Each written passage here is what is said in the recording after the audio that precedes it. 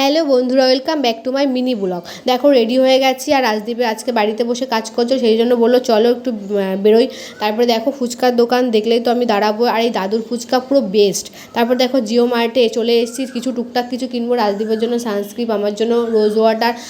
রাজদীপের জন্য সানস্ক্রিনটা পেলাম, কিন্তু আমার রোজ ওয়াটারটা পেলাম না, কারণ কতদিন ধরে আমি মানে আমার ফুরিয়ে গেছে, কিনতে হবে কিন্তু পেলাম না।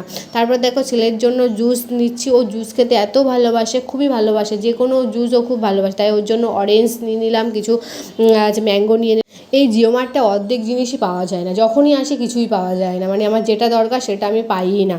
কী করবো, অন্য জায়গার থেকে আবার কিনতে হবে আমার রোজ ওয়াটার। তারপর দেখো আমার শপিং করা হয়ে গেছে, বিলিং কাউন্টারে দাঁড়িয়ে আছি, একটু বিলিং করব, বিলিং কাউন্টারে ভিড়ও আছে। তারপরে দেখো মানে বাজার করব না করে এক ব্যাগ বাজার হয়েছে, দেখো কত বাজার হয়েছে, মানে 600 টাকার বিল হয়ে গেছে। তাহলে ভিডিওটা এখানে শেষ করছি, টাটা।